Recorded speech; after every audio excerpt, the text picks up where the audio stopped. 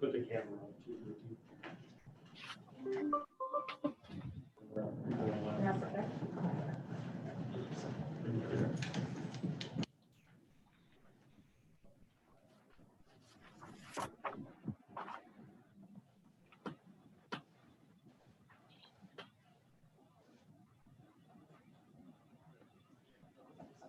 Okay, Austin, you ready to record?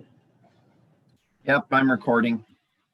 Okay, we'll begin this hearing by reading the notice of public hearing. Notice is hereby given that the following hearing will be held in the Bonneville County Courthouse, 605 North Capitol Avenue, Idaho Falls, Idaho, January 25th, 2021 at 2 p.m. The Bonneville County Commissioners for the purpose of a public hearing in relation to the application of Jura Holdings LLC, Ken Buie, manager, on behalf of Dan Siegel, for a rezone from general commercial C2 zone to residential 3R3. The general location is located north of 49th North, east of Ammon Road, and south of Ryrie Highway. There was a legal description published along with all of the information on how to access this hearing, either online or in person.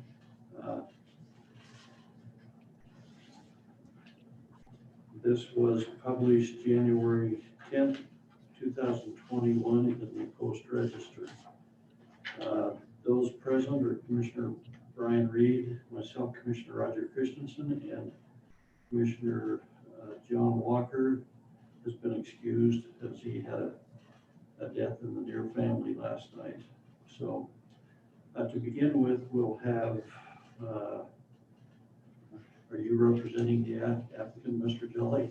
Correct. And you can do it from there. It'll pick it up. This will pick it up. So by another couple pieces of housekeeping, we do have the minutes of the Planning Commission. We'll probably ask you, because there is a Supreme Court order to keep your mask on. We don't want to make our judge mad. That's in this building. So we do have the minutes and all of the exhibits from the Planning and Zoning Commission hearing. Without objection, we'll make that part of the record. And if you could just give us a brief synopsis and anything else that you want to add. Okay. So go ahead. So I'll just start. Name and address: Blake Jolly with Connect Engineering, 1150 Holly Park Drive here in Idaho Falls.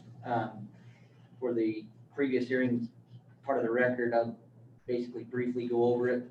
The piece of property that is being requested to go from C2 to residential R3 is in an area where the comprehensive plan allows this type of use within that part of the comprehensive plan, and so that's why we feel like the rezone request is not outside of anything that would be normal for that property.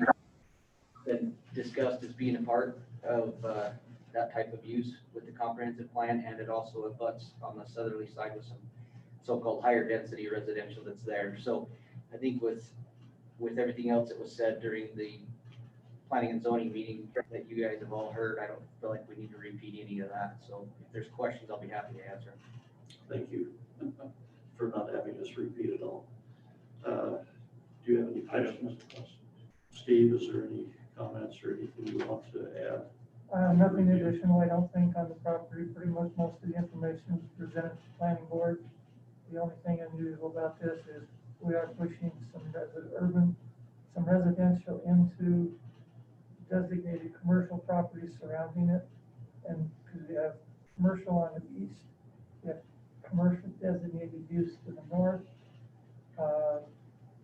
There could be potential conflict and might need attention to look at buffering from those two uses, if you do consider final approval on it. And buffering would be required in the planning process. Yes. Okay, anything else? No.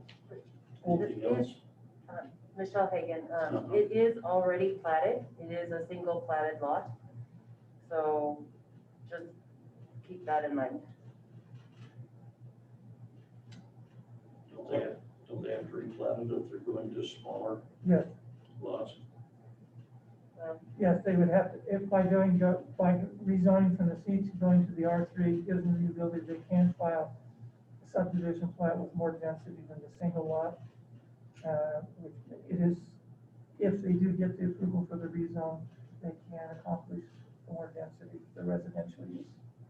Yeah, and I guess I was just jumping ahead because I'm familiar with that process, but that's where there could possibly be some buffering requirements because of the conflict. Correct. I believe, Steve, you discussed some of those in planning and zoning, right? Okay, is there anybody online wishing to testify on this? Hearing none, we'll close this hearing to the public comment. We'll take the issue under advisement. Steve will propose some findings of fact on this. Those will be considered probably 2 to 4 weeks in a public meeting, but it won't be a public hearing, and that will be posted on our website with the appropriate notice.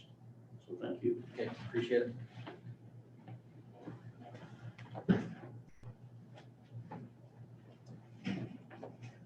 Are you making separate recordings of these, Austin, so we should keep track of? Do you want me to? I think that probably makes it easier. Yeah, I'll stop and then start again. Austin, another question. Were you able to hear Steve and Michelle okay?